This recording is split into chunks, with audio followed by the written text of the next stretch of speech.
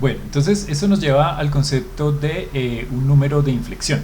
Entonces, los números de inflexión son valores de x donde cambia la concavidad, ¿cierto? Entonces, bueno, un ejemplo, esta función que tenemos acá.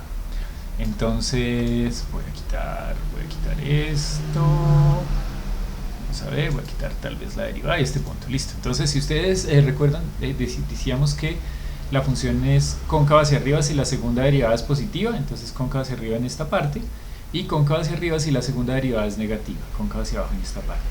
¿Dónde cambia la concavidad? Pues en este valor, ¿listo?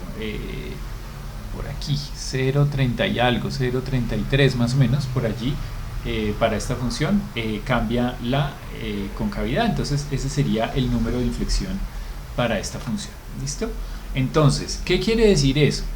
Pues para que cambie la concavidad, pues puede pasar que la derivada tenga un máximo o un mínimo.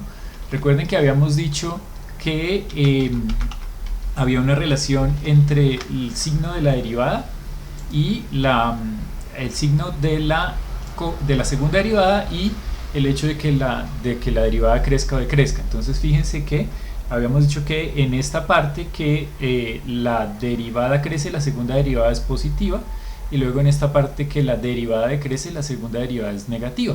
Entonces podemos pensar que en este valor, justo en este valor, pues ¿qué le va a pasar a la derivada?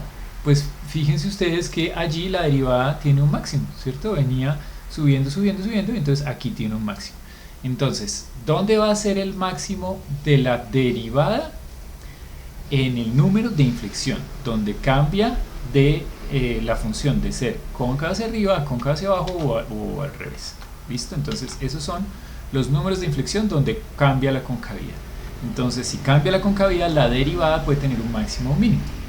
¿Y eso qué quiere decir?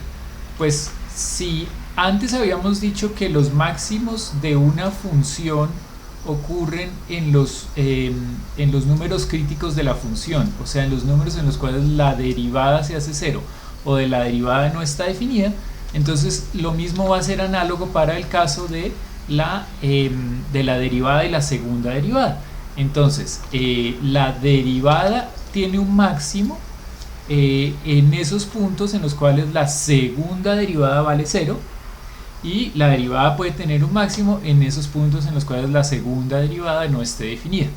Entonces es como un proceso análogo en el que con respecto a lo que hablábamos antes de valores máximos y mínimos. Entonces decimos, si la derivada en algún valor de c vale 0, o si la derivada en algún valor de c no está definida, entonces en esos valores la función son candidatos a máximos y mínimos de la función, son candidatos a máximos y mínimos de la función. Y algo similar entonces pasa con la segunda derivada y la derivada. Entonces resulta que si la segunda derivada en algún valor vale 0, o si la segunda derivada en algún valor entonces no está definida, entonces ¿qué va a pasar? Pues va a pasar que en ese valor a, en a, es un candidato para máximos y mínimos de la derivada. ¿Listo? De la derivada. Entonces, estos de acá arriba los llamábamos números críticos, y estos de acá abajo, los valores en los cuales la segunda derivada vale 0, la segunda derivada no está definida, los vamos a llamar los números de inflexión.